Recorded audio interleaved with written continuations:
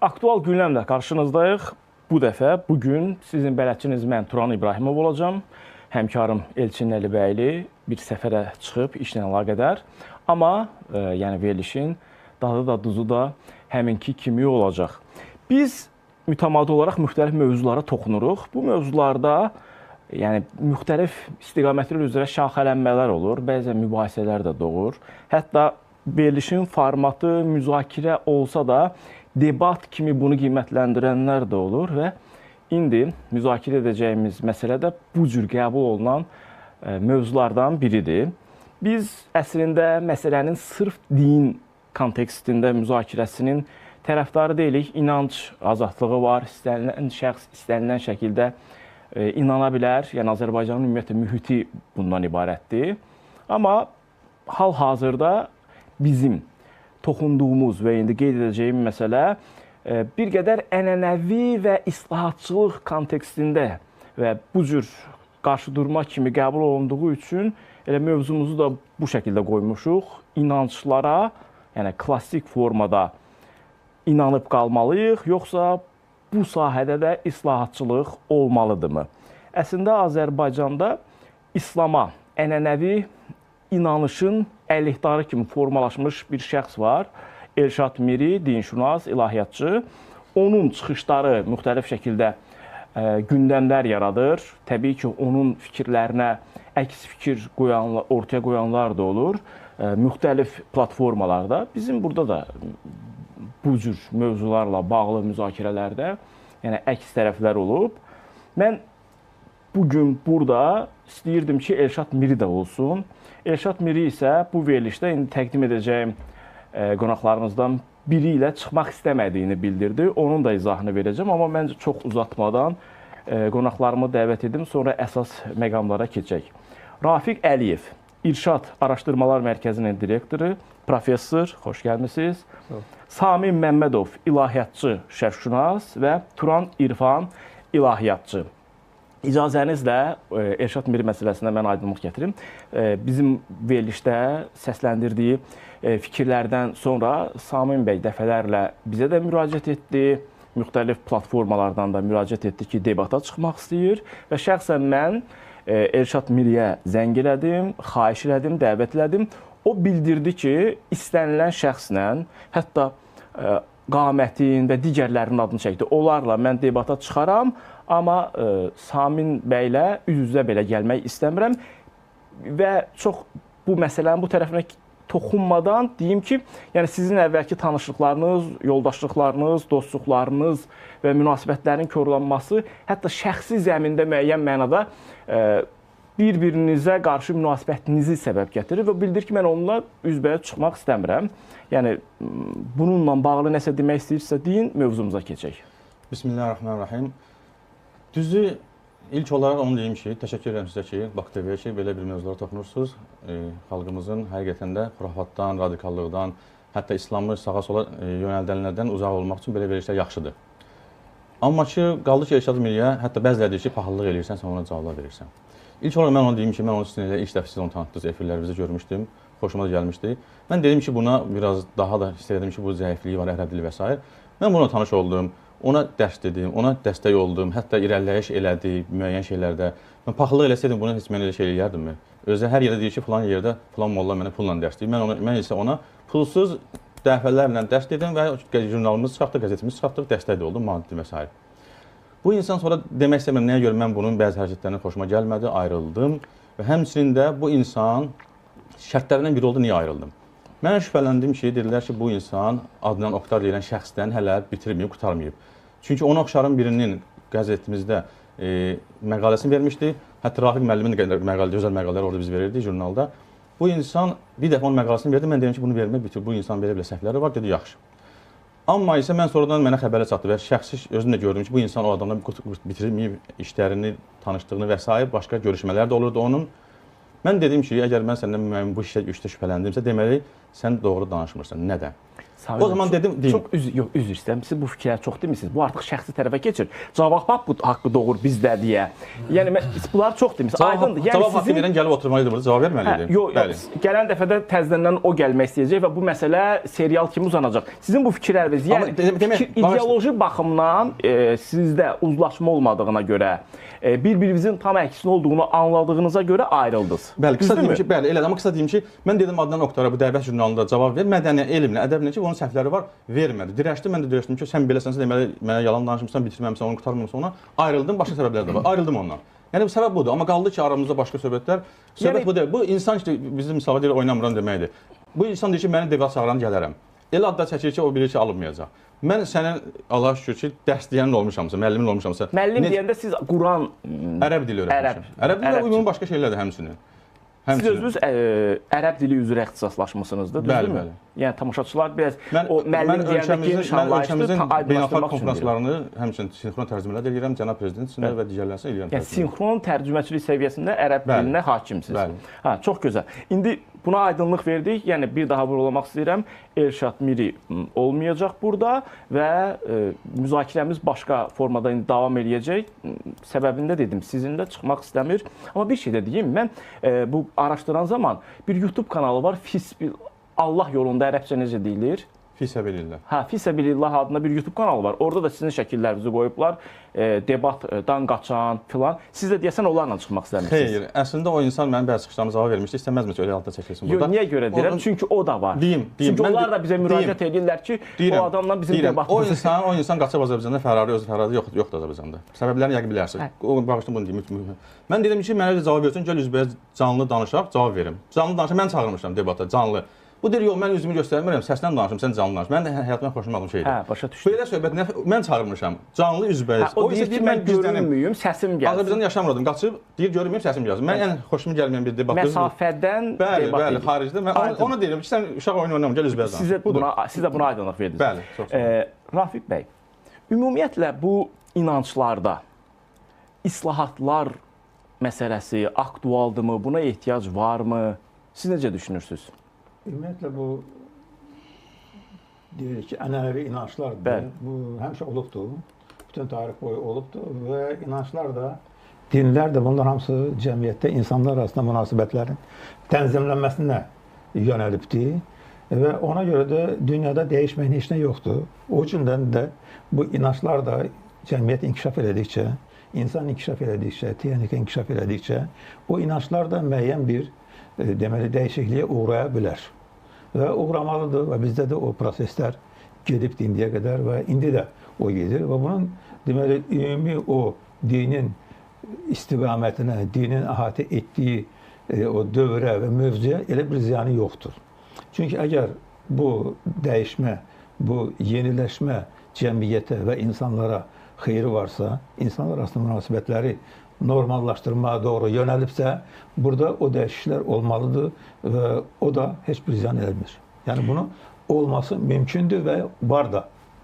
Yəni inanc deyəndə biraz genişdir. Doğrudan da məsəl üçün elə bir şeylər var ki, biz hamımız deyirik ki, bəli, xurafatdır, ondan sonra geridə qalmışlıqdır, daha konkret ifadə etsək və bunu artıq biz çırpıb üstümüzdən tökməliyik. Biz inanc deyəndə Quran əsaslı İslamdan danışırıq və ümumiyyətlə İslam dinindən danışırıq. Onda məncə mübahisələr orada başlayır. Ümumiyyətlə siz düşünürsünüzmü ki, bugünkü bizim İslamla bağlı bizim yanaşmalarımız ki var və bu yanaşmalar həm də nəticə etibarilə bugün məzhəblərə, hətta təriqətlərə qədər aparıb çıxarıb. Yəni bu baxımdan məsələyə baxsaq, münasibətiniz necədir? Mənim o məzhəblərə dinin bölünməsinə münasibətim belədir ki, ümumiyyətlə dinlər mütləq məzhəblərə bölünür. Elə bir din yoxdur ki, dünyada, bu saatları biz onu götürsək, onlar məzhəblərə bölünməsin, ayrı-ayrı qruplara bölünməsin. Bəlkə də ola bilsin ki, dinlərin də inkişafı onun məzhəblərdə olmasıdır. Çünki götürəndə biz xristianlığı, onun protestant qollarının hamısının kökü gəlir xristianlığa çıxır. Yəni xristianlığın yaşamasına bunlar müəyyən dərəcədə bir imkan yaradırlar. Amma eyni zamanda onlar özü həmin dinin, götürsək ki, biz İslamdan söhbət edirik, İslamın əsas özəyini, əsas deməli onun kitabını müəyyən mənada parçalayır. Kitabı. Kitabın özündən müəyyən hissələri götürürlər. Kimsə bunu bir cür şərh eləyir, başqası başqa cür şərh eləyir. Təfsir üzərindən ixtilafdan danışırsınız siz. Təfsir üzərində ixtilaf olur, amma bu ixtilafın özü də İslamın özünün cəmiyyətdəki rolunu dəyişir. Yəni o cəmiyyətdə insanlar arasında münasibəti tənzimləmək əvəzinə bu münasibətləri pozmağa gətirib çıxarır. Biz dinin, məsələn, məzmununu nədir din? Biz götürəndə ki, iman və din. İman bu bizim özümüzün fərdi işimizdir. Biz bunu inanırıq, inanmırıq, o heç bizim öz işimizdir. Amma din insanlar arasında münasibətləri tənzimləyir. Bütün bu siz dediyiniz məsələlərin hamısı da din ətrafında fırlanır. Bəli. İman ətrafında yox. Bəli. Ona görə din də məsələn bu kitabdır. Bu kitabda məsələn Quranda yazılıbdır, nə var nə yox. Sadəcə olaraq bizim o kitaba yanaşma mövqelərimiz müxtəlif olur. Və bu müxtəliflik də Quran-ı Kərimin özünə ziyan gətirir. O Quran-ı Kərimə ziyan gətirdikdə bizim insanlara, mömin adamlara, dindar adamlara ziyan gətirir. Qurana axı məncə heç kimin heç bir davranışı ziyan gətirə bilmir. Çünki Quran ilkin, yəni belə deyək də, o deyirlər iki kitab, iki o vərəq arasına bağlanandan sonra heç dəyişməyib. Sadəcə olaraq Quranı bir kənara qoyub, Quran imiş kimi məsələlərdən danışmaq məncə məsələ bundan söhbət onunla gedir ki, biz əgər Qurandan danışırsa, Qurandan söhbət edirsə, bizim aramızda heç bir ixtilaf yoxdur. Yəni deyirsiniz ki, Qurandan danışırsa, bu ancaq Quran olmalıdır. Əlavə şərh, izah filan məsələlərinə biz istinad eləməməliyik. Yəni ola bilər, o şərhlər var. Mütləq olmalıdır, çünki insan fikirləşir axı, insanın ağlı var, insan inkişaf eləyir. Onlar da o Quranda olan məsələlərə müəyyən bir münasibət bildirirlər. Amma müəyyən bir münasibət bildirən vaxt bəzi şeyləri təhrif eləyirlər. Bəzi şeyləri... Deyirsiniz, bu təhriflər qəsdən olur, yoxsa indi hərənin ağlı bir cürdür, məsələni bir cür qəbul eləyir, o cür mü baxaq? Mənə elə gəlir ki, qəsdən Quranı təhrif eləyənlər çox azdır və bunları da biz talihini görmüşük də indi İngiltərədə, başqa ölkələrdə. Bizdə məsələn Azərbaycanda Quranı qəsdən təhrif edənləri mən tanımıram. Sadəcə olaraq Quranı başa düşmədən onu təbliğ edənlər var, bu da təhrifə gətirib çıxardır. Samim bəy, mən sizlə davam etdirmək istəyirəm. Yəni bu məsələlərdən danışanda yeni bir tendensiya var. İnsanlar bildirirlər ki, əgər Allah Taala Quran-ı Kərimdə qoruyacağına söz verdiyi yeganə yazılı mənbə bu kitabdırsa, digər ki mənbələr var, o mənbələrə biz niyə bu qədər önəm yetiririk? Hətta o dərəcədə önəm yetiririk ki, onu bəzən, hətta biz görürük ki, iman etibarı ilə də Quranla bərabər tuturuq. Bu hədis kitablarıdır. Yəni, Rafiq bəy dolayısıyla həm də bunlara toxundu. Mən onlara toxundum, düzdür. Biz nə görürük? Sizin həm Elşad Miri və həm də o qəbildən olan insanlarla bağlı əsas əks mövqe tutmanızın səbəbi odur ki, o insanlar deyirlər ki, biz ancaq Qurana baxırıq, Qurandan nə anlayırıqsa odur. Bəzi şeylər var ki, anlamırıq, indi onu hansısa formada biz necəsə izah etməliyik, onda da tarixə baxırıq, dövrə baxırıq və bizim hədislərə baxışımız, yəni o Qurana bərabər dini kitab kimi deyil, tarixi qaynaqlara baxış nəzəridir. Bax, siz buna niyə etiraz edirsiniz? Təşəkkür edirəm. Əslində, Allah Quran-ı Kərim deyəndə ki, mən zikri qoruyacağam. Zikir burada həm Qurana işarədir, həm sözsüz ki, Quranı anlamağa işarədir. Quran da bizə anladan əlbəttə ki, Peyğəmbərimiz sallallahu aleyhi və səlləm hədisləridir. Misal üçün, Elşad Miri özü həmişə xoşladığı sözdür, deyir ki, Türkiyədə məsələn futbolda desələr ki, şeytan qırmızıya qələbə çaldı, belə söz, qartal nə bilim qırmızıya şeytanlar qələbə çaldı. O dövrdə yaşamayan, o futbolu bilməyən, o Türkiyəlilərin terminin bilməyən anlamayacaq ki, nə baş verir. Nə ki, qartal kimdir, qırmızı kimdir, futboldan danışır. Bu futbol Galatasaray falan. Mən də hara gəlib çıxıram. Mən də futbol. Həmçinin də təsəvvür edin ki, 1400 il keçib, Elşad Miri kimi biri çıxıb deyir ki, orada qırmızı qartal qırmızıya qələbə çaldı, quşla qızıl quş dalaşdı, bir-birini öldürdülər, dağda qutarıb getdi. Eyni söhbətə qayıdaq. Quraq mən demişkən, Quran əgər nazil olubsa, biz onu anlamaq istəyiriksə, sözsüz ki, bunun şərhləri var. O dövrün terminləri var. O dövrdə ən gözəl Quranı anlayan Peyğəmbərimiz sallallahu aleyhi və səlləm var. O bizə yönləndirib ki, necə Quranı anlamaq lazımdır. Əgər belə olmazsa Turan bəy, Misal üçün, Quranda Allah da ribanı haram eləyib. Riba artmaq deməkdir. Nəyə artmaq? Riba. Riba siz Sələm faiz. Hə, bəli, faiz. Elə deyək ki, biz tamaşaçı orta statistik sələm faiz. Faiz riba ərəb dilində artım deməkdir. Nəyin artımı? Yatmağın, yeməyin, geyməyin, nəyin artımı? Oradakı mövzunun kontekstindən başa düşülür axı. Ayələr asla bildirmir. Sonra. Yox, ayələrin mən bildiyim qədər bir-birini, yəni bir sonrakı ayənin ona istinad edib açıq. Bu da var axı. Baxanda bilinmir. Məsələn, zəkatı deyim həmçinin. Zəkat. Zəkat var, Allah da deyir. Zəkat sələmçiliyə qadağan edir. Bəli, sələmçiliyi qatlana. Sələm biz deyirik orada, amma ki, ayə riba deyir. Riba da ki, artım demək. Nəyin artımı? Tam açıqlama verilmir orada. Orada açıqlama verilmir. Keçək, misal üçün, fikrin dağılır, nəsə deyirdim ikinci olaraq. Zəkat. Zəkat da həmçinin həm artmaq, həm təmizlənmək. Mənası budur, təmizlənmək. Allah Quranda deyir ki, onların mallarında da haqq vardır. Misal üçün, Elşad Mir də deyir ki, Quranda zəkat var, amma yoxdur nə qədərdir. Və fi əmvalihim haqqun ma'lum. Onların mallarında məlum haqq vardır. Məlum. Baxın, mən bilir. Məlum nədir? Məlum, ay sağ ol. Məlum Quranda yazılmır. Məlum. Aydın. Bax, məlum Quranda yazılmayıb. Yalnız hədis nəyində ki, misal üçün, malın neçə hissəsidir, məlum olan budur. Hədis bəlkə tarixi dövrlüyü izah eləmək kimi baxaq biz ona. Hədis Allah Rəsulu Quranı daha gözəl anlayır, yoxsa siz yoxsa mən yoxsa Elşad Miri? Yox, indi bir şey deyirəm də. Mən bu gün burada oponentlik eləmək məcburiyyətindəyəm. Yəni mənim burada səsləndirəcəyim fikirlər ola bilər mənim inancım və düşüncəmdir, bəlkə də ziddidir. Yəni xahiş edirəm tamaşaçılar sonra yəni Elşad Mirinin şəklini götürüb mənim şəklimi qoymasınlar. Kaş özü gələrdi bura, onda başqa söz eləyərdi, anlardı. Onun yerini mən deyim. Bax siz deyirsiniz. Bax Qurani-Kərimi oxuyanda təbii ki biz necədir bu savadlı insandan söhbət gedir. IQ-sü orta statistik səviyyədə olan, biraz yuxarı olan bir adam Quranı oxuyanda öz dilində çox şey başa düşülür, müəyyən məsələlərdə biraz qalırsan ki, necə olacaq, nətər olacaq. Onda da şəxsən məni kimi də, yəni mən də çox din bilgiləri olmayan bir adamam. Belə düşünürəm ki, Allah Taala burada konkretliyə getməyibsə, ya bu məsələ ilə bağlı, konkret, ardı kəsilməyən, davamlı həm insanların gördüyü, həm də icra elədiyi proses olub. Bu namazla da bağlı ola bilər. Bu elə dediyiniz o zəkat ki deyir. Yəni hansı zəkat? Deməli o dövrdə o icra olunan bir ibadət mi deyimi, bir ənənə kimi var imiş. Ya belədir, ya da Allah Taala özü qoyub ki, insanlar öz çaplarına uyğun nəyi necə başa düşürlərsə o cürdə tətbiq eləsinlər. Tamam da, əgər olsa birinci İslam dini adət-ənənə deyil. Nə Allah Taala nə qanun qoyub, qanundur. Necə İbrahimdən sonra gələn ənənədə söhbət ondan gedir. İbrahim peyğəmbər sözsüz ki, peyğəmbərin atasıdır və yüksək şəxsdir. Yəni sözsüz ki, İslamda da. O ənənədən söhbət gedir. Ənənə ondan siz desəm ki, iki dənə ənənə deyin, deyə bilməzsiniz. Məhəmməd peyğəmbər sallallahu əleyhi və səlləm isə ənənələr yox, öz dediyi sözlər var. Məsələn, zəkat dediniz. Biz kim istədiyindən birinin 1 milyard pulu var, götürüb 200 manat pul verəcək. Birinin məsələn 1 milyon pulu var, 200 manat verəcək. Amma Quran ibadət deyil bu. Zəkat vermək ibadətdir. Sözün canı nədir? Xeyr. Amma İslam dini hədislərlə qoyub ki, nə qədər verilməlidir. Bu var. Həmçinin misal üçün Elşad Mir çox gətirdiyi misal üçün deyir ki, ayədə deyir ki, əl-həcc əşhurun məlumət. Həcc məlum aylardır. Niyə ancaq deyir filan Zilhiccə ayında eləyirsiz deyir həcc? Məlum aylar hansılardır? Sonra izahat verin, elə bilinsin. Bəli, çox gözəl. Yenə Allah deyir ki, məlum aylardır. O məlum ay Quranda yoxdur. Məlumdursa, hansı məlum?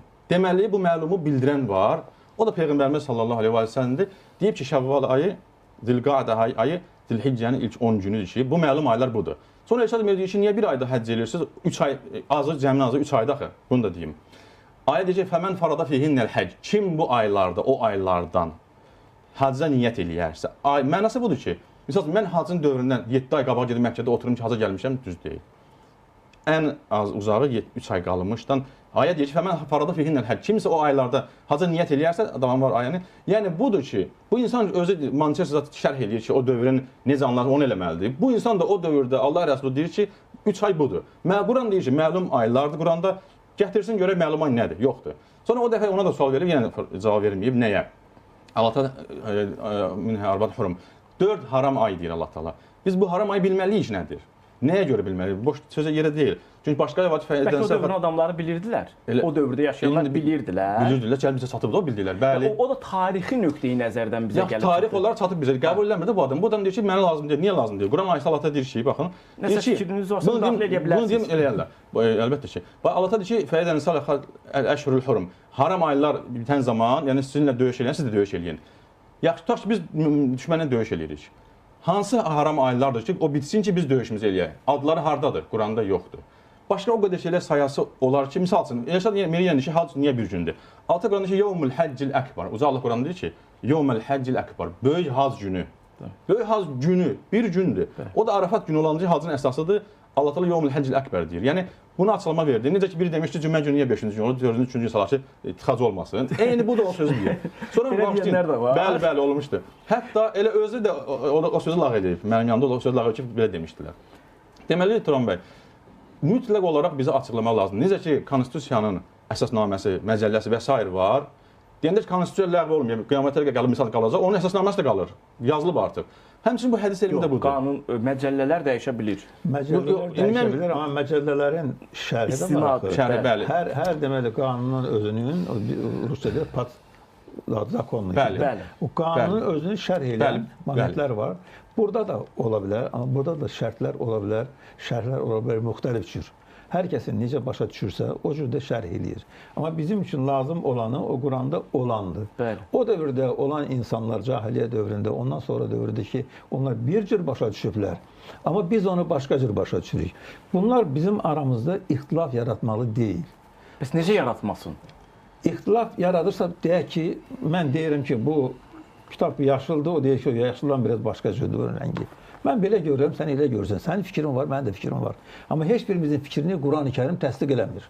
Onda necə başa düşək bunları? Rafiq müəllim, sual verim sizə, bir ağsaqqalımız kimi. Elşad Miri artıq deyir ki, hac yalandır, təvaf yoxdur, bu yoxdur, o yoxdur, nə yoxdur, ehram yoxdur. Siz bu sözdən razı olarsınız bu sözlərdən? Yalan məncə demir. Yəni müəyyən formada, indiki formada tətbiqini.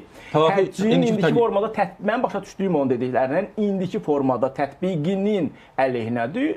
Kəbənin təvafının əleyhinədir, 7 dəfənin əleyhinədir, ehram geyimi hamısının lağ ilə əleyhinədir. Mən onların hamısını eşitmişəm. Mən özüm də həcdə bir iki dəfə olmuşam. Dövlət Komitəsi sədri olanda da getmişəm. Sadəcə o həccin özün zamanı, həcc zamanında ki, o qurban kəsilir. Deyək ki, təxminən bir Türkiyənin özündən 50 mindən çox qəssab gedir. Başqa ölkələrdən də gəlirlər. 3 milyondan çox qoyun kəsilir. Nə bilim, heyvan kəsilir, başqaları. O ax ki, bunların qabağında durur, başını çıxardılar, kəsirlər. O axda qan axır. Sel su kimi axır. Sel su kimi axır. Bunun özü tamamilə İslamın özünü biabır edən bir adətdir. O qoyun, o bir qoyunun kəsilməsini görməli deyil. O qoyunu kəsəndən sonra onun əti soyulmalıdır, paylanmalıdır, yeyilməlidir. Amma onlar o divarın o bir tərəfindən traktorlarla sürürlər, aparırlar, bastırırlar. Yəni, heç kəs o əti yiyemir. Əgər yiyemirsə bu əti insanlar, heç kəsə paylanmırsa, onda nə mənası oldu? Niyə kəsildi o? 3 milyondan çox qoyunun kəsilməsinin nə mənası var? Və orada da çox adam da deyir ki, oradan oraya Somalidə, bu yaxınlarda kimsə demişdir, mən əslində o bir həqiqətdir ya. Somalidə, digər ölkələrdə acın, elə Yəmənin özündə acından ölə müsəlmanlar var, oradan oraya aparıb onlara vermirlər. Bizim özümüzə vaxtilə 50 min o qoyunlardan göndərmişdilər. Çünki Səudiyyə Ərəbistanını tənqid edəndən sonra uzun müddət, onlar orada böyük bir xaladenlik açdılar, o soyucu açdılar. Amma onlar çox baha başa gəlir. Onlar hamısı soymaq, soyucuda saxlamaq, sonra başqa ölkələrə göndərmək və onların tələbatını ödəmək çox ciddi bir problem yaradır. Mən bu sözü açıqlamaq istəyirəm, bağışlayın, qurban məsələsini. Bəli, qədim zamanlarda, soyucu və çətin olan vaxtlarda müəyyən elə şeylər olub. Amma ki, indi isə, misal üçün, baxın mənə, yanvarın 4-də mənə atıblar, bir qazimiz bir yaxınıma atıb, göndərib, o da mənə göndərib WhatsApp-da, yanvarın 4-də baxdım. Nədir burada? Həmin hazda bu il hətta. Hətta Səudiyyə Ərəbistan səfirliyi Twitterdə yazır hər il. Yazır ki, mən özümdə elanlara baxanda görürəm. Azərbaycana digər kasıb ölkə, Somali deyən var, onun xəbəri yoxdur. Biri 50-sini bilməyənlərdir ki, həqiqətən də bütün kasıblar müsəlman ölkələrini göndərirlər. Xarici elmləşdirir, oranın özü bankı var. Bəziləri deyir ki, mən kəsib özüm yeyirəm, kəsir özü biçimdə kəsir, özü də yeyir. Bu başqadır. Bir də var orada banka köçürdəndə o bank onu bəli. Artıq o kəsim söhbəti orada özləri kəsirlər və bütün müsəlman ölkəni paylayırlar. Rahim müəllim demişdi, paylanır bu, dəqiq olaraq artıq paylanır. Mən bir şey deyim. Doğrudan da əgər kütləvi şəkildə o kəsim, oradakı o gigiyenik şərait, nəticə etibarıyla o varsa, o doğrudan da bir ziddiyyət yaradır. Dövr, kütləvilik artıq var. Yəni orta əsrlərdəki qədər deyil də gələnlər. Yəni ona artıq fərqli şəkildə, misal üçün pulu köçürdək, təşkil eləsinlər, deməli artıq islahatdır da bu. Bəli, islahat var. Mən özüm şəxsən orada olmuşam. Hələ 2008-dən danışdım son dəfəni. İndi artıq çox təmizdir, gözəl soyuducular var, gözəl, tərtəmiz sularla yuyulur, eləyir, qablaşdırılır, göndərilir, gözəl qablaşdırılır. İndi artıq çox gözəldir. Hətta kasıblara da verilir, nə qədər istəyən gedir. O da var. Orada bir də sual ortaya çıxır da. O deyək ki, təxminən bir neçə milyon qoyun bir gündə kəsilir. o bir neçə milyonun hamısını soyub, düzəldib, xaladelnikə qoymaq, soyduya qoymaq mümkündürmü? Mümkün deyil. Bunu heç kəs deyə bilməz ki, 3 milyondan çox qoyunu, bu 50 min oradan gəlir, 50 min başqa edən qəssablar gəlir. Bunlar onu soyurlar, düzəldirlər, qaydaya salırlar, qoyurlar soyuduculara. Onların soyuducuların tutumu, mən özüm bildiyim qədəridir. O 10 ton, 15 ton, 20 ton tuturdu. Orada 3 milyon deyil Turan bəy. Biz bunun üzərindən çox mübahisə eləsək, bəli, uzanır. Orada 3 milyon deyil, azdır. 3 milyon deyil, 2 milyondan azdır. 1 milyon ətrafında, hətta ondan da azdır. Deməli, zərurət, dövrün zərurəti, ən azından maliyyə, pul köçürdürsən, kəsirlər, paylayırlar, deməli, islahata yol açdı. Və deməli, burada da, məsəl üçün, orada sən həcc ibadətini eləyəndən sonra burada o pulu kiminsə kartına göndərib, kəsdirib, burada da paylaşdıra bilərsən. Deməli, artıq o klassik formada ki, orada həmən sonra kəsilməlidir filan, deməli, o artıq müəyyən mənada dəyişdi. Bu da normaldır. Buna gəldi çıxdı. Bu dinə zidd deyil. Bu ən sadə bir şeydir. Biz danışırıq, artıq debat formasında keçib və sizdən fikir soruşmaq görürüm, çox maraqla dinləyirsiniz. Ümumiyyətlə sizdən də... Yoxsa heç danışmayın. Yox, mən niyə görə... Danışmalısınız, siz yaxşı danışırsınız. Sizin də mövqeyiniz bu islahatçı yanaşmasına yaxın bir. Yaxın mı deyim, bilmirəm. Necə deyim ki, sonra söz eləməsinlər. Bu sahədə olan sözbazlıq mən gördüm ki, başqa heç bir sahədə yoxdur. Elə İslama ziddir. Yəni sözbazlığın özü. Öz İslama ziddir. Bəli. Ümumiyyətlə, bu danışdıqlarımıza sizin münasibətiniz? Təşəkkür edirəm dəvətinizə görə. Elə islahat sözünün adından göründüyü kimi, mütəxəssislər də eləşib məndən yaxşı bilərlər mənasını. Elə islahat sözünün mənası, mahiyyəti göstərir ki, bütün sahələrdə islahatın olması zəruri və müsbət bir ehtiyacdır. Zamanın tələbləri var, dövrün tələbləri var, müxtəlif məsələlər var ki, ümumiyyətlə bütün sahələrdə islahatların davamlı olması inkişafa səbəb olan bir məsələdir. Ölkəmizdə şükür Allaha ki, dövlət-din münasibətləri yüksək səviyyədədir və eyni zamanda tolerantlığımız bizim həm qanunlarımızla dövlət səviyyəsində təşkil olunub, mühafizə olunması ilə yanaşı, nəzarət olunması ilə yanaşı, həm də bizim genetik xüsusiyyətlərimizdən doğan millətimizin, xalqımızın, yəni bir-birinə qarşı başqa dinlərə, əqidələrə, məzhəblərə, firqələrə olan mərhəmət və məhəbbəti, öz qəlbindən gələn qonaqpərvərlik və digər bizim ənənələrimiz bu, necə deyərlər, ənənənin yaşadılmasına bilavasitə səbəb olur və başqa ölkələrə də bəlkə də biz nümunə ola bilərik bu məsələlərdə. Rafiq müəllim özü də dini qurumlarımız... Bizim cəmiyyətimiz sekulyarlığa daha çox meyilli olduğuna görədir bəlkə də bu. Burada bu, məncə, daha böyük rol oynayır. Bilirsiniz, orada burada indi din dövlətdir, o zaman din dövlət konsepsiyası vardı. Bizə çox zaman fikirləşirlər ki, din ümumiyyətlə dövlətdə öz yerini tutmalı deyil. Din artıq sosializm dövründə tamamilə öldürülübdür. Amma əslində din ölmədi, qaldı. Bəli. Və dinin, dövlətin siyasətində qalması məcburidir. Bəli. Hakimiyyət, cəmiyyət və din. Bu üçlük qalmasa, biz dövləti inkişaf etdirəməliyik. Təbii ki, Sovet dövründə məlumdur ki, hansı proseslər gedib və ideoloji cəhətdən xalqımızın həm inancına dəyişikliklər edilib və s. Amma müstəqillik dövrümüzdə xüsusi olaraq mən burada vurğulamaq istərdim ki, dini qurumlarla iş üzrə Dövlət Komitəsinin yaradılması bu işlərin inkişaf etməsində müsbət rol oynayıb. Eyni zamanda hörmətli Rafiq müəllim də o komitənin səhv etmirəmsə ilk sədri olmuşsunuz. Qurucu sədrisi olmuşsan. Yəni o təklifi də mən vermişəm onu. Bəli. Bu həqiqətən də bu dini qurumlarla iş üzrə Dövlət Komitəsinin fəaliyyəti ölkəmizdə dövlət-din münasibətlərinin inkişaf etdirilməsində, həmçinin dini konfessiyaların, cərəyanların və yaxud digər məsələlərin tənzimlənməsində çox müstəsna rol oynayıb. Qeyd etdim, həm də bizim xalqımızın bir genetik xüsusiyyəti var ki, bu tolerantlıq sözü bir növü bu qərbdə yaranan bir məsələdir. Bu ehtiyac olan yerlərə bu zəruridir. Bizdə bizim xalqımız elə adətən tolerant, o bizim üçün necə deyirlər, biraz o harmoniya demək olar. Bu nə bilim, bir nəsə başqa bir, bunu bir ülvi, bir başqa bir termindən ifadə eləmək olar. Dözümlülük. Biz nə vaxt dözümsüz olmuşduq ki, yəni biz bəlkə də çox dözümsüz olmayanlara aiddir ki, geçsinlər, onlar öyrənsinlər tolerantlığı. Yəni bizdə biraz da bu qəribə gəlir. Yəni bu bizim milli xüsusiyyətimiz eyni zamanda bu cürdə davam edir. Təbii ki, xarici təsirlər var. Gəlirəm, bilirəm fikriniz nədir. Yəni xarici təsirlər, sonra məsələn bu islahata ehtiyac duyulmağı məcbur eləyən amillər var ki, nəyə görə bu islahatlar olmalıdır və yaxud nəyə görə bu xurafatla mübarizə, radikalizmlə mübarizə. Bunların əsas qaynaqları xarici təsirlərin nəticəsindədir. Yəni bizim özümüzdə yaranan hər bir məsələ yerində həll oluna bilər. Ancaq xarici təsirlər kənardan idarə olunduğu üçün o biraz problem yaradır. Bayaqdan burada mən qulaq asıram, siz bir məsələn mən açığı şəxsiyyətlərin üstündə məsələni qurub müzakirə aparmağına da tərəfdar deyiləm. O fikirləri o adam hardan qaynaqlanıb deyir, özündənmi deyir? Bunu bir araşdırmısınızmı? Yoxsa kimlərin fikir? Yox, məsələn, mən şəxsdən təqlid edilir başqa deyənləri. İslam Pasalyanlar ki, ortaya düşüblər. Bu da onların dediyini deyir. Türkiyənin bəzi insanlarından götürüb deyir. Mən şəxslərin üzərində qurmağın tərəfdarı deyiləm. Və ümumiyyətlə dini mövzuda debatların da tərəfdarı deyiləm. Onun da ziyanlarını, fəsadlarını lazım gələrsə mən deyərəm. 1400 ildir müsəlman məzhəbləri bir-birindən debat eləyir. Öz dövrlərinin tələblərinə uyğun olaraq. İndi televiziya efiri var. O vaxtı bir-birinə təkzib rəddiyə yazırdılar. Nəticə nə olub? 860 məzhəb təriqət var bugün. Nəticə budur. Onda biz bu ənənəmi davam eləməliyik. Bugün ölkəmizdə qadağan olunmuş kitablar var. Bunların qarşısını almaq üçün nə etməliyik? Dini qurumlarla iş dövlət İnançlı insanlar nəyə istinad eləməlidir? Komitəsinin qadağan etdiyi kitablar var. Onları bildik. Mən arz edim. Nəyə istinad eləməliyik? Onların mahiyyəti elə bu debatların tərkibi kimi olduğu üçün qadağan olunubdur da. Orada da debatlar gedir də. İndi orada sadəcə o dövrün tələbinə uyğun debatlar.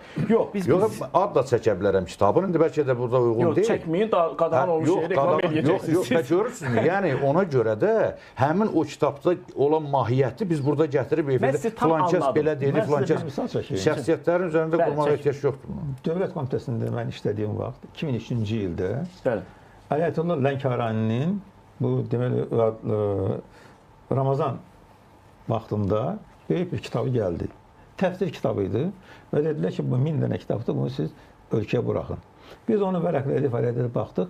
Bir 4 səhifəsində bizim bugünkü vəziyyətə uyğun olmayan məsələlər vardır. Daha çox siyasiləşmiş məqamlar görürük. Siyasi də deyil. Adicə məsələn deyir ki, 60 yaşında və 9 yaşında qızları alıb onları boşamaq olar. Yəni bizim cəmiyyətimiz üçün xarakterik olmayan... Xarakterik deyil, bu birdir. İkinci, tamamilə... Yəni mənim siğə mövzusuna toxunur, yəni belə desək. Ümumiyyətlə o mövzulara xahiş edirəm. Müəllim toxundu da. Yox, müəllim 9 yaş elə qadağan eləmiş. İcazə verin, mən fikrimi tamamladım. Sual verdiniz, mən cavab verməm. Siz çox uzaqdan gəlirsiniz, vaxt da gedir. Yox da yoldaşlar məndən onsuz da çox danışıb. Onu dayandırdıq, amma o 3 səhifəni biz oradan çıxartdıq. Ayətullah Lənkəraninin müşaviri gəldi bura. Buna səfirliyinə deyir ki, bunlar bizim adət, ənənələrimizə uyğun deyil. Zuafilə deyirsiniz ki, burada yazmışsınız ki, Zuafilə Ramazan vaxtı qadağandır. Zuafilə hava normal hesab olunur ki, siz onu Ramazan vaxtı qadağa deyirsiniz. Siz onu demək istəyirsiniz, əgər bir qadağa varsa, onun da əsaslandırılmış formada qadağadır. Yəni, boş-boşuna qadağa deyil. Bəli, siz fikrinizi tamamlayın, sonra biz geniş danışaq. Arada bir 2 dəqiqə mənə də vaxt verin. Hə, çox zülmətli. Deməli, məsələ belədir ki, təbii ki, islahatlar qeyd etdik. Əsasən, bax, bu xurafatçılığa qarşı, bilirsinizmi? Xurafatçılığı biz tənqid eləyirik, mövhumatı tənqid eləyirik. Ancaq bu xurafatın və mövhumatın yerinə də siyasi İslam və yaxud da radikalizm gəlirsə, onda bu ümumiyyətlə elə belə götüründə... mümkün də deyil. Yox, mümkün olub-olmamaqdan söhbət getmir. Amma müəyyən fikirlər, yenə deyirəm, bu xaricdən idxal olunur. Çünki bax, adi bayaq burada siz müzakirə eləyirsiniz, məsələn ki, filankəs belə danışır, belə deyir. Bu, bilirsiniz necədir? Yox da, İrşad Miridən danışırsınız da, indi mən də məcbur oldum adını çəkdim. Adam yoxdur burada. Məsələ... Adam olmalıydı, burada gəlmədi. Bildim, mən başa düşürəm, onun fikirləri var. Tənqid də eləmək lazımdır, anlaşılmaz fikirlər. Amma mən bu metodologiyanın, bu üslubun əleyhinəyəm. Bu, bir şəxsi, onsuz da məşhurdur, onu məşhurlaşdırmaqdan söhbət gedir.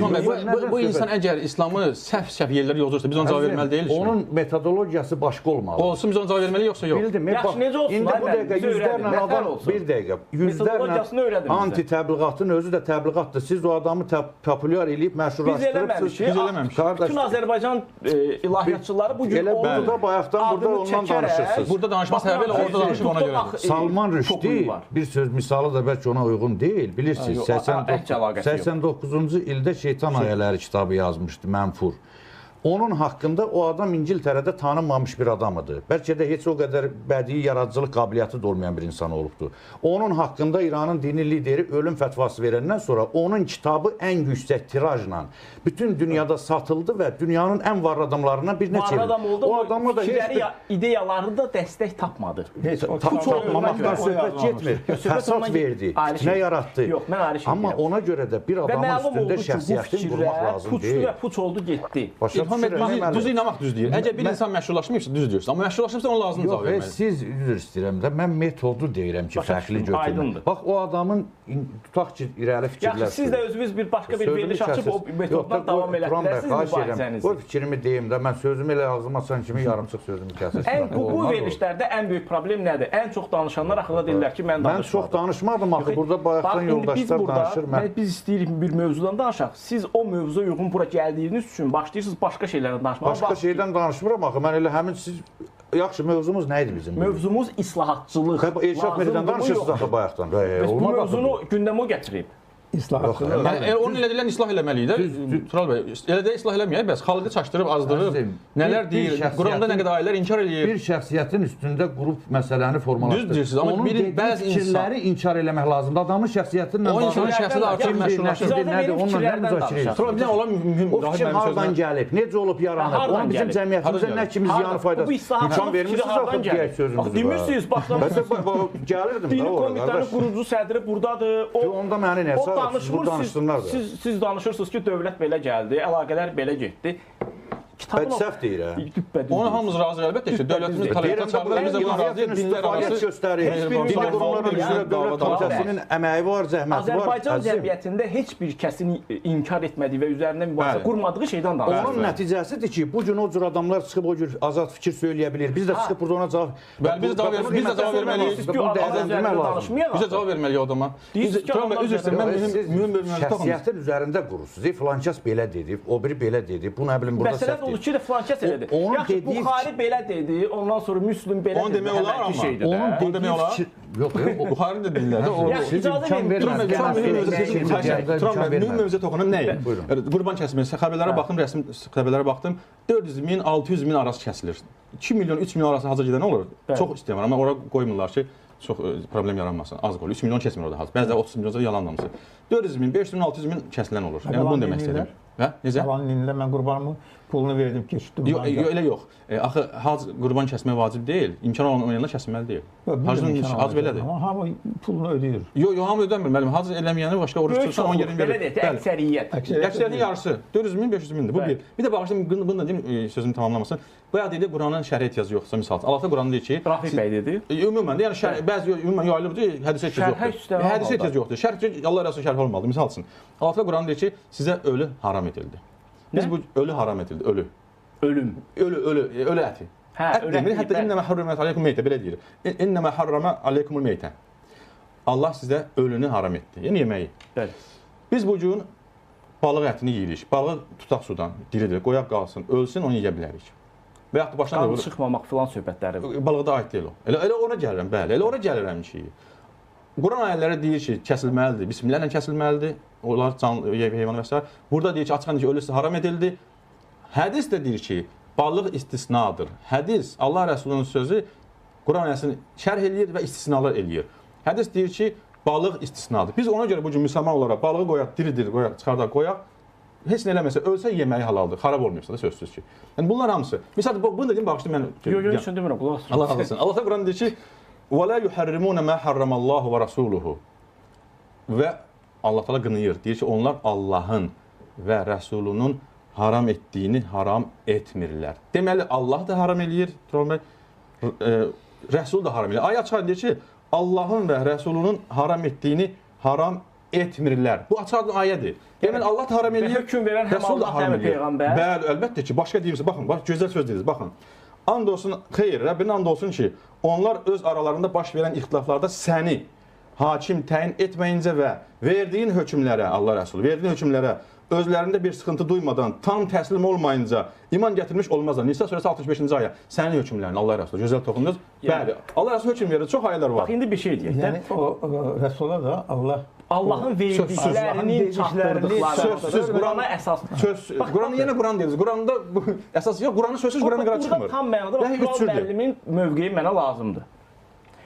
Siz bu yanaşma ki var, Quran və onunla eyni statusda hədis konseptli İslam inancına necə baxırsınız? Ümumiyyətlə belə götürək ki, Quranla heç bir başqa kitab, nə hədis eyni statusda ola bilməz. Bilməz. Bəs siz, mən Tural bəyin fikrini bilmək istəyirəm. Bu ümumiyyətlə bir mənalı buna cavab vermək çətin məsələdir. Ancaq Bu adam konkret ağsaqqalımız net fikrini ortaya qoydu. Mən ümumi İslam nəzərindən götürürəm ki, Yox, İslam müxtəlif sizin baxış bucağınız. Turan bəy, xahiş edirəm, qoy bir ikicə dəqiqəlik mənə imkan verin danışım da. Səhv də danışsam, sonra bir mütəxəssis deyər, yoldaşlar necədir? Mən elə ya həsi var, ya yoxsu var. Amma siz elə İslam bu danışdığımız məsələlər riyaziyyat deyil ki, Mən sizə sizin gəl 2 fikrinizi 4 eləyir. Bu nisbi məsələlərdir. Bu Bunu məsələlərdə uzatmalıyıq. müəyyən bir mövqeyə gəlmiş, çatmış, fikirlərinə hörmət etdiyimiz üçün də bura çağırdığımız Tural bəyin bu məsələ ilə bağlı net gəldiyi nəticəni bilmək istəyirik. Onu izah edəcəm. 2 dəqiqə vaxt verin. Yaxşı, verdik 2 dəqiqə. Sizin 2 dəqiqəniz başladı. Yoldaşlar çox danışır, mənə 2 dəqiqə vaxt verin. İslam dinində ümumiyyətlə Qurani Kərimin hədislər şərhi hesab olunur və bu qeyd etdiyim cərəyan və məzhəblərin də fərqli fikirləri ola bilər. Fərqli fikirlərin olması ilə yanaşı, amma əksəriyyətinin ortaq mövqeyi bundan ibarətdir ki, həmin hədislər lazımdır. Və eyni zamanda hüququn, İslam fiqhinin özəyini, əslini təşkil edən prinsiplərdən ikincisi sünnədir. Qurandan sonra buna sünnə, yəni hədislər əsasən ihtiva eləyir burada.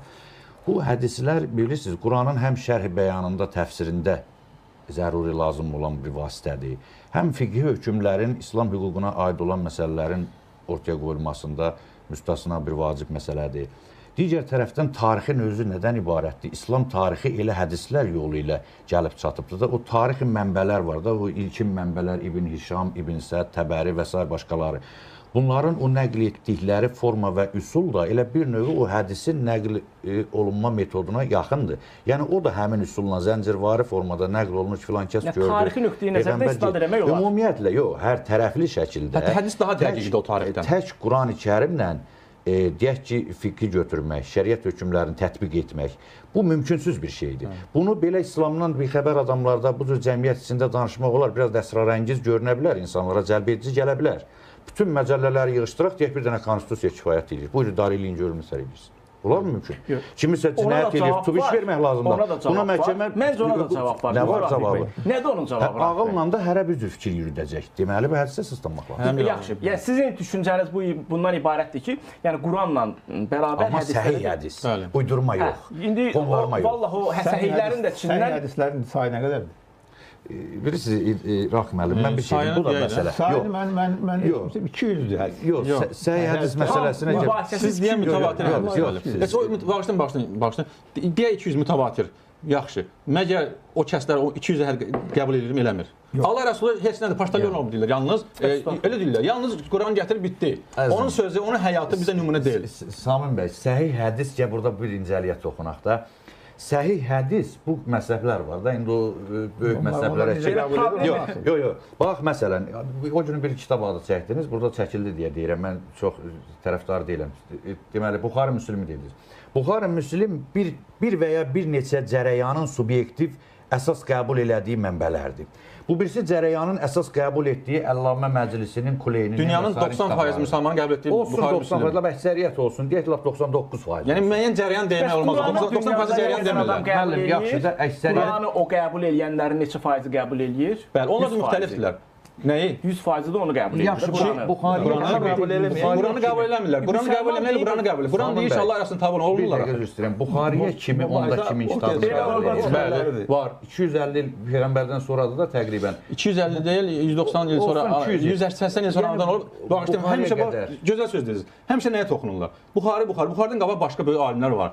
Peyğəmbərin səhabəsi özü Abdullah ibn Amr. Kitab-ı Sittədən söhbət gedir də, ona görə ona həmişə. O səhv deyir də, xeyr, İmam Əhməd var, ondan qabaqdır. İmam Malik var, hədis də ondan qabaqdır.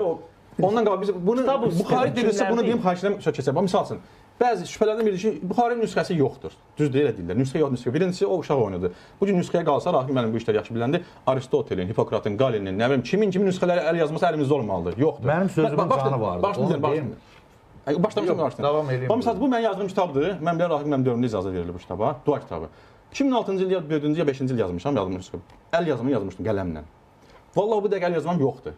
üstündən 20 il keçib. Yoxdur yazmam. Təzə bir dənə dua kitablarda çıxmışdı. Turan bəy, mənim 2 dəqiqəm tamamlanmaq üçün. Yox, 5 dəqiqədir ki, bunu din danışası baxışdan Turan bəy. Yəni deməsəm ki, əl yazmaya 20 il keçib əl yazmam yoxdur. Niyə görə yoxdur? Səbəbini deyim. Qulaq asa bilərsiniz. Siz maşallah 3 dəfə gəlirsiniz. Dediyinizdə fikir verin. Sizin fikriniz dəfə gəlirsiniz. Çox kimi IQ-su zəif olan başa düşdünüz. Çox deyirsiniz ki, əsas mən bunu xahiş edirəm. Hədislərə də baxmaq lazımdır, amma səhihlərinə. Yox, xeyr, elə demirdim. Mən sözümü tamamlaya bilmədim. Deyəm keçərsiniz baxışdan. Ha, yaxşı, buyurun. Tamamlayın. Buyurun. Tamamlayın, xahiş edirəm. Misal çəkdim, elə ağzımdan bir buxarı sözünü tutdunuz, başladı olmaz axı belə. Sual verdiniz elə bildim mənə ona görə. Xeyr, demək istədim ki, yəni hər məzhəbin subyektiv yanaşaraq özünün qəbul etdiyi hədis kitabları var. Onun özünə görə heç kim ayranına turş demir, necə deyərlər.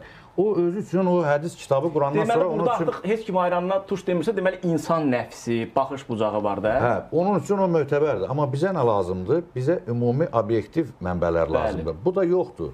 Bunu da nə etmək lazımdır? Quran mizanı ilə ölçmək lazımdır. Həzrət Peyğəmbərin mötəbər bir hədisi var. Deyir. Yoldaşlar təsdiq edə bilər ki, məndən eşitdiyiniz sözü Quranla tutuşturun. Əgər Qurana uyğundursa, o sözü mən demişəm. Qurana Yox, düz deyir də, Qurana zidd olsa biz necə qəbul edirik? Yox, zidd olan deyil, ümumən zəifdir. Ümumən zəifdir, amma görürsünüz, bax, məsələn. Kim rəvayət edib onu? Onu kim deyib? Harada deyib? Baxın, hədisdə kim deyib onu? Mən yenə deyim. Nə gördük? Niyə, mən demədim, Turanma, qoy mən bitirim. Hədis olan yerdə mübahisə var. Hansı mənbədə buyurur? Mən bitirmək istədim ki, o zəifdir, amma o demək deyil ki, yəni mənası hədis olaraq zəifdir. Hətta məniz tərəfləsə belə... Belə şeylərə görə mən tərəfdarı deyiləm bu Turanma, hətta bəzi hədis var ki, Allah tərifləyir. İslamdan nəsə çatmır şərt. Dilə zəifdir. Hətta Allah tərəfləsə belə. Mən o kimi dedim ki, Qurana ziddir o fikir. Sadəcə olaraq zəifliyi biz müəyyən edirik. Şəxs müəyyən edir. Zəiflik, zəifdir ya da zəif deyil. Artıq burada subyektiv yanaşma varsa, deməli ilahi yanaşma deyil. İlahi yanaşma deyil. İnterpretasiyası ola bilər. Bax, sizə bir net bir sual. Qurana zidd hədis desin görədə nə vardı? Yox. Tural bəy çox fikrini net izah elədi. Mən indi onu inkişaf etdirmək istəyirəm. Baxın, Allah Taala və müsəlman olanlar, iman gətirənlər də bu cür inanır ki, Allah Taala Quranı qiyamətə qədər qoruyacaq. Nə olursa olsun bu itməyəcək. Biz burada hamımız, mən belə başa düşdüyüm qədər buna iman edirik. Yəni hərfin nöqtəsi dəyişməyəcək. Bəli, hərfi də nöqtəsi də dəyişməyəcək. Dünyada bir və ancaq söhbət Qurandan gedir. Allah Taala'nın qarantiyası bu Qurani-Kərimdən gedir. Dünyada bir nə bilim nüvə silahı oldu, nə bilim Hindistan Pakistana bomba atdı, aləm dəydi bir-birinə. Biz hamımız məhv olduq. O fantastik filmlərdə var, Amerikanın Armagedonları. Bitdi və amma insanlar qaldılar da. Allah Taala'nın da hökmü var axı və orada qalacaq kitabın yalnız Quran olduğuna inanırsınız siz? Əlbəttə Quran qiyamətə qədər qalacaq. Ay sağ ol. Quran qaldıq, digər hər şeylər getdi. Bəli, sözdə bir qüvvət. O yazıqlar necə başa düşəcəklər? Sözdə bir qüvvət. Bir insan Quranda məsələn Na'leyn hərfi yazılanda yuxarıda Na'leyn 2 ayaqqabı deməkdir, 2 sarıq. Altda bu yazılanda Ba'leyn 2 ər və sal məna verməlidir. Bir insan necə ki burada nöqtə altda da üstdə deyil, o nə sayılır? Quranı tərif eləmiş sayılır. Nöqtədən yeri dəyişsə. Ümumi kontekstdə məsələyə baxanda deyir ki, nöqtə burada belə olmalı. Mən fikrim belə deyir. Dəyişmiş sayılır Rahil müəllim. Məsəl üçün Na'leyn Ba'leyn deyən tərif eləmiş sayılır da. Nöqtənin yerini dəyişirsə bu səhvdir. Artıq tərif sayılır da. Tərif də. Bunu heç adam belə deyir. Deyir ki, mənim fikrimcə burada Na'leyn Ba'leyn. Mən ayrı sizə sual verdim. Görürsüz deyirəm də, əgər nöqtəni biz yuxarıdan götürək. Professor üçün müəllim təsdiq edir ki, bu insan biz necə görə danışırıq? Biz necə danışırıq? Mən söz soruşum. Dünyada nüvə müharibəsi oldu, dağıldıq. Nə bilim azadlıq heykəli də qaldı okeanın altında. Biz dördümüz qalmışıq.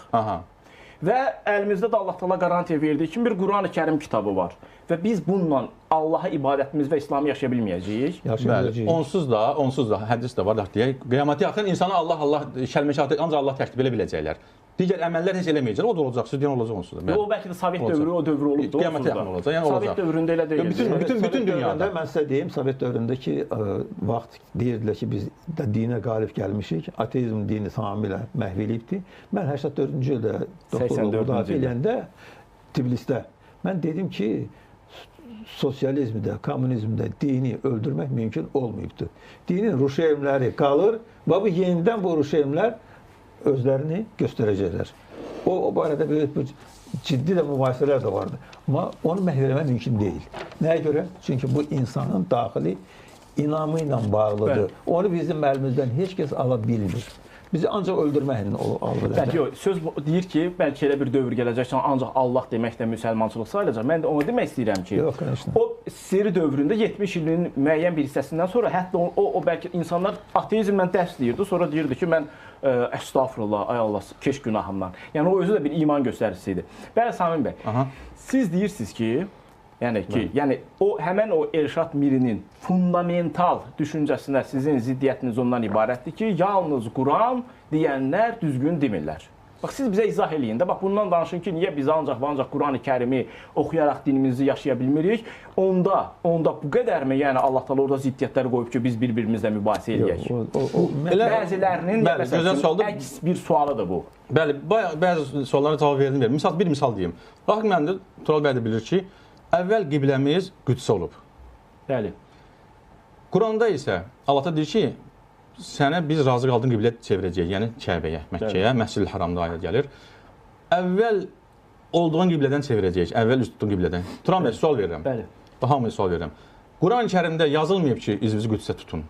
Bunu yalnız Allah Rəsulü səhabələrə illərlə demiş ki, namaz qılanda üzümüz Qüdsə olsun. Allah da deyir ki, biz səni əvvəlki qibləndən çevirib razı qaldığın qibləyə çevirəcəyik üzvü. Əvvəlki qibləni Allah təsdiqlədi ki, razı idim sizin o qibləvinizlə, amma o qiblə Quranda yoxdur. Bu mühümdür Turan bəy. O qibləyə çevirmək Peyğəmbərimiz sallallahu aleyhi və səlləm demişdi, səhabələr ki, üzünüzü Qüdsə tutun. Kim Qurana ancaq Quran dilədir, göstərsin görə o Qüdsə tutun ayəsi varmı? Yoxdur. Dili ilə Peyğəmbərimiz deyib, o da Allah tərəfindəndir. Quran ayəsi bildirir ki, vəhiy üç cürdür. Biri Allah Teala vəhiy eləyir, ilham eləyir deyəcəm. Quran Kərimdə deyilir, hansı harda deyilir? Var elə şey Quran Kərimdə. Üç vəhiyin üç olmanı deyəcəm. İllə vəhən yuhi. Son 5 dəqiqəmiz də, maşallah 55 dəqiqə uçur. Vəhiy üç cürdür. Bax belə Quran ayəsini deyim, ya vəhiy Rəsuluna vəhiy eləyir, ya pərdə arxasında Allah Teala özü birbaşa danışır və yaxud da ki, elçi vasitəsilə danışır. Müxtəlif peyğəmbərlərlə ünsiyyətindən söhbət gedir. Vəhiyin üç növü var. Ya Allah vəhiy eləyir peyğəmbərinə, o mühümdür, bağışlayın. Ya elçi pərdə arxasında özü danışır birbaşa. Məsələn Musa əleyhissalam. Bəli. Və yaxud da ki, elçi vasitəsilə, məsələn Cəbrayıl əleyhissalam vasitəsilə Quranı göndərir. İndi qulaq asın. Üç vəhiy. Birinci növ vəhiy var ha. Həmin o hədisdir ki, yazıda qalsın. Nəyə görə hədisdir? O peyğəmbər ayrı-ayrı peyğəmbərlərlə Allahın vəhyindən söhbət gedir. Yox, elə yox. Baxın da son peyğəmbərlər deyir o ruh vasitəsilə Cəbrayıl gəldi dedi. Orada konkret net deyir. Mən bildiyim qədərilə. Quranda Cəbrayıl gəlmir də, elə o formada deyil.